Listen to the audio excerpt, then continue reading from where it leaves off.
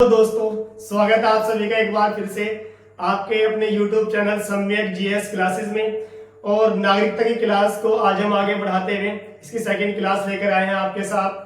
तो देखते हैं, इससे पिछली क्लास में हमने जो पढ़ा था भाग 2 हम पढ़ रहे थे, नागरिकता पढ़ रहे थे हम। और हमने देखा था कि भाग 2 में क्या दिया हुआ, नागरिकता दी गई है। और नागरिकता किस देश के संविधान से ली गई, तो ब्रिटेन के संविधान से ली गई है। अगर हम बात करें तो ब्रिटेन के संविधान से नागरिकता ली गई है, तो किस प्रकार की नागरिकता है, एकल नागरिकता है। और एकल नागरिकता के बारे में हमने पढ़ा था क्या, यानी कि हमने इससे पिछली क्लास में अनुच्छेद 11 को हमने अच्छे से पढ़ा है। अनुच्छेद 11 में क्या प्रावधान दिया गया है और हमारी संसद ने अनुच्छेद 11 का प्रयोग किस प्रकार से किया है। तो आज की क्लास में जो हम पढ़ने जा रहे हैं अनुच्छेद 5, 6, 7, 8, 9 और 10, इन सभी आर्टिकल्स को हम यहाँ पर पढ़ेंगे। ठीक है, तो देखते हैं जो हमारा अनुच्छेद 5 है उसमें क्या बताया गया है। एक एक आर्टिकल को ध्यान से समझते हैं। देखो, अनुच्छेद 5 एक बात कहता है, वो संविधान के आरंभ होने की बात कर रहा है। यानी कि संविधान का आरंभ कब हो रहा है, यानी कि संविधान कब लागू हो रहा है, यानी कि संविधान का आरंभ। और संविधान का आरंभ कब हो रहा है, आप सभी को पता है संविधान का जो आरंभ हो रहा है वो कब होता है, यानी कि 26 जनवरी 1950 को। यानी कि 26 जनवरी 1950 क्या होता है, हमारा संविधान लागू होता है। तो अनुच्छेद 5 कहता है, यानी कि 26 जनवरी 1950 यानी कि संविधान के आरंभ होने पर वह व्यक्ति भारत का नागरिक माना जाएगा जिस व्यक्ति का अधिवास भारत में है, यानी कि जिस व्यक्ति का निवास स्थल भारत में है, अनुच्छेद 5 के अनुसार वह व्यक्ति भारत का नागरिक माना जाएगा। इसमें एक बात और कही गई है कि संविधान के आरंभ पर वह व्यक्ति भारत का नागरिक माना जाएगा जिसके माता या पिता में से किसी एक का जन्म भारत में हुआ हो। या इसमें 3 बातें कही। तीसरी बात क्या कहता है कि वह व्यक्ति भारत का नागरिक माना जाएगा जो पिछले 5 वर्ष से भारत में निवास कर रहा हो। तो यानी कि आर्टिकल 5 के अनुसार पहली बात क्या कहता है वो, यानी कि वह व्यक्ति भारत का नागरिक माना जाएगा जिसमें भारत का क्या है, अधिवास है, यानी कि जिसमें भारत का क्या है, निवास स्थल है। दूसरे में वो क्या कहता है, यानी कि माता या पिता में से किसी एक का जन्म भारत में हुआ हो, तो इस आधार पर ही भारत का नागरिक माना जाएगा। या नंबर तीसरी बात क्या कहता है, वह पिछले 5 वर्ष से, यानी कि 5 वर्ष से लगातार 5 वर्ष से वह भारत में रह रहा हो, तो इन तीनों कंडीशन के आधार पर वह भारत का नागरिक मान लिया जाएगा। तो अनुच्छेद 5 में क्या कहा गया है, यानी कि संविधान के आरंभ होने पर जिस व्यक्ति का अधिवास भारत में है या उसके माता पिता में से किसी एक का जन्म भारत में हुआ है या वह पिछले 5 वर्ष से भारत में रह रहा है, तो अनुच्छेद 5 के अनुसार वह भारत का नागरिक मान लिया जाएगा। उसके बाद हम बात करते हैं अनुच्छेद 6 की। अनुच्छेद 6 में क्या कहा गया है, देखो अनुच्छेद 6 में कहा गया है पाकिस्तान, किसकी बात कर रहे हो, पाकिस्तान, यानी कि पाकिस्तान से आने वाले। अच्छा, यहाँ पर एक बात और अच्छे से समझिए, पाकिस्तान से आने वाले। अब पाकिस्तान से आने वालों की वो बात कर रहा है। एक बात यहाँ पर ध्यान से समझ लिए कि वो सिर्फ यहाँ पर पाकिस्तान की बात कर रहा है, यहाँ पर बांग्लादेश, नेपाल, या जितने भी हमारे पड़ोसी देश है जैसे भूटान हुआ, म्यांमार हुआ, वो इनकी बात नहीं कर रहा है। वो सिर्फ और सिर्फ पाकिस्तान की बात कर रहा है, यानी कि पाकिस्तान से आने वाले व्यक्तियों की नागरिकता के बारे में वो बात कर रहा है। ठीक है, अब देखो यहाँ पर अनुच्छेद 6 में आपको एक डेट याद रखनी है, 19 जुलाई 1948।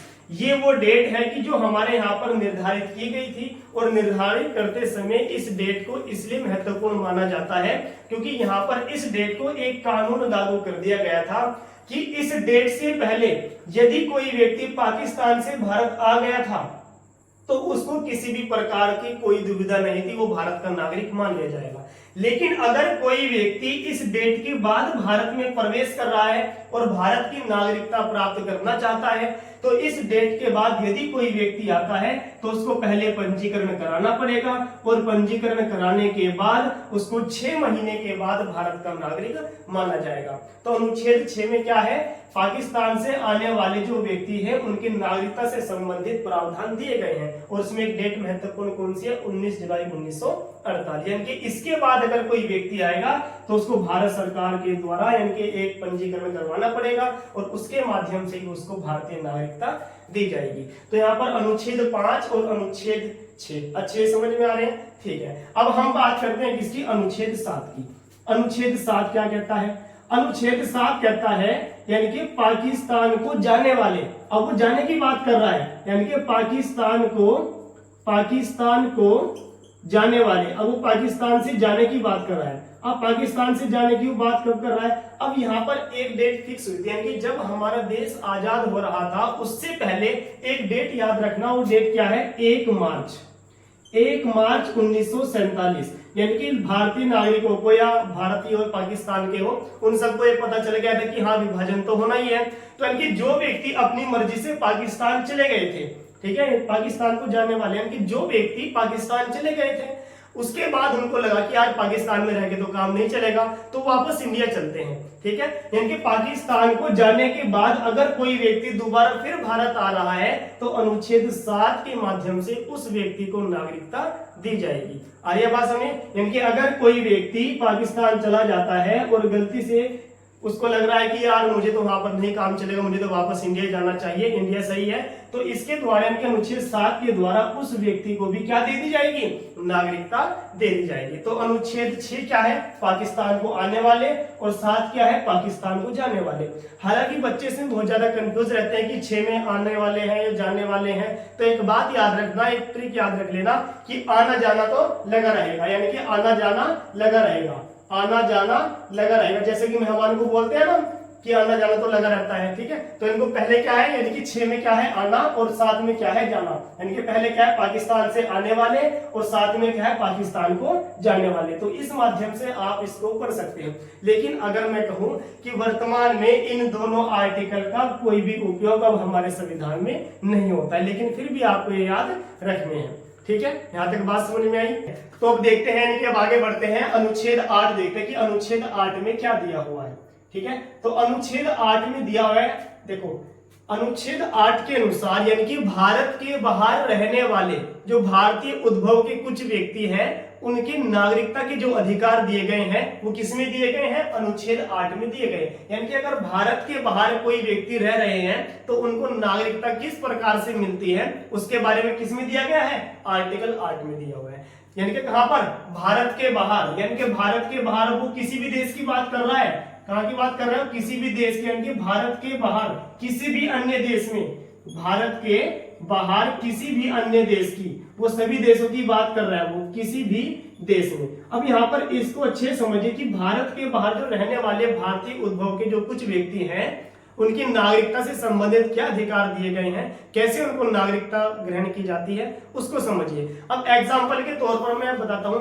मान लो कि आप ही हो, मैं एग्जाम्पल आपको ही देता हूं कि अगर आपने शादी कर ली और शादी करने के बाद आपके मन में यह आया कि यार यहाँ से इंडिया में नहीं कहीं बाहर जाकर के शिफ्ट हो जाते हैं, और आप कहीं विदेश में जाकर के रहने लगे, और जब आप विदेश में रह रहे हो और आने वाले कुछ समय के बाद आपके यहाँ पर एक संतान पैदा होती है, तो जाहिर सी बात है आप तो कहाँ के निवासी हो, आप तो भारत के निवासी हो, ठीक है, हो कि नहीं, आप तो भारत के निवासी हो, लेकिन आप बाहर जाकर के रह तो रहे हो और वहां पर आपकी एक संतान पैदा हो जाती है। तो अब आपकी जो संतान पैदा हो रही है अब उसको नागरिकता कैसे मिलेगी, क्योंकि आर्टिकल 5 का तो प्रयोग यहाँ पर होगा ही नहीं, ठीक है। यानी जन्म से तो उसको नहीं मिलेगी, क्योंकि जिस व्यक्ति का जन्म भारत में होता है वही तो भारत का नागरिक माना जाएगा। तो इस आधार पर तो आपका जो बच्चा होगा वो कहां पर होगा, विदेश में जन्मा होगा। तो इसलिए कहा गया है कि यदि भारत के बाहर कोई व्यक्ति रह रहा है तो आपको क्या करना पड़ेगा, अपने बच्चे को अगर भारतीय नागरिकता दिलानी है तो उस देश में जो हमारा दूतावास होगा उस दूतावास में जाकर के आपको बकायदा हमारा जो राजनयिक होगा वहां पर जाकर के रजिस्ट्रेशन कराना होगा, पंजीकरण देना होगा, और उनको यह बताना होगा कि हम भारत के निवासी हैं और हमारे पास भारत की नागरिकता है, और इस आधार पर वंश परंपरा के आधार पर आप हमारे बच्चे को भारत की नागरिकता दे दीजिए। तो इस आधार पर क्या होता है, आर्टिकल 8 का प्रयोग किया जाता है। यानी कि जब आप भारत से बाहर जाते हो और आपकी संतान पैदा होती है तो उसको किस प्रकार से भारतीय नागरिकता दी जाती है। तो अनुच्छेद 8 का प्रयोग करके आप बाहर रहते हुए भी भारत की नागरिकता ग्रहण कर सकते हो। तो अनुच्छेद 8 अच्छे समझ में आया, ठीक है।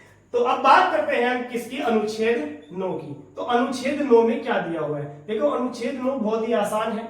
अनुच्छेद 9 में कहा गया है कि यदि आप किसी अन्य देश की नागरिकता ग्रहण करते हैं तो भारत की नागरिकता अपने आप ही समाप्त हो जाएगी। क्या है? यानी कि यदि आप किसी अन्य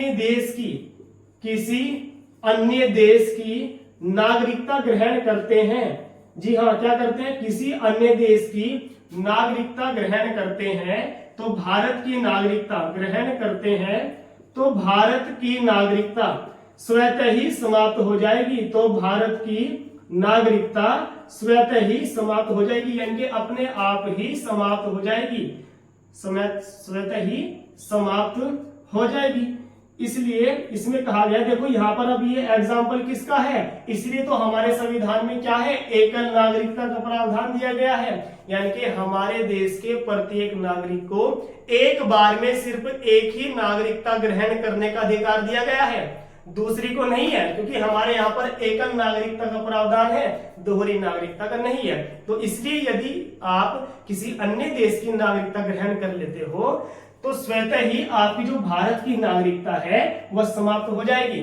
ठीक है, यहां तक बात समझ में आ रही है?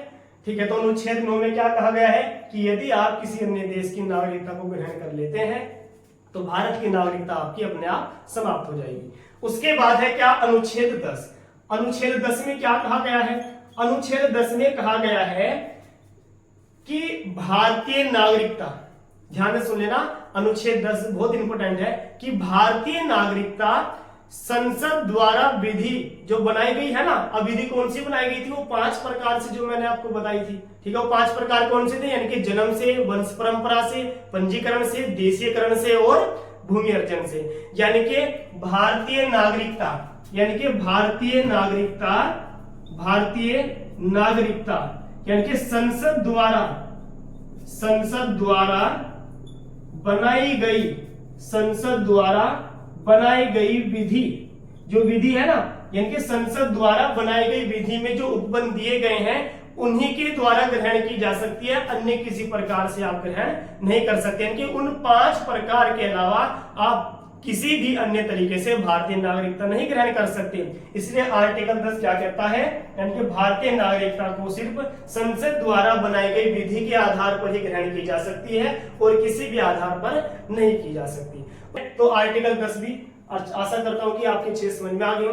तो 5 से 11 तक आपके सभी आर्टिकल अच्छे समझ में आ जाने चाहिए। और अगर आप वीडियो को पसंद कर रहे हो तो ज्यादा से ज्यादा अपने साथियों के साथ इसको शेयर कीजिए और हमारे चैनल को सब्सक्राइब कराइए। ठीक है, थैंक यू, धन्यवाद।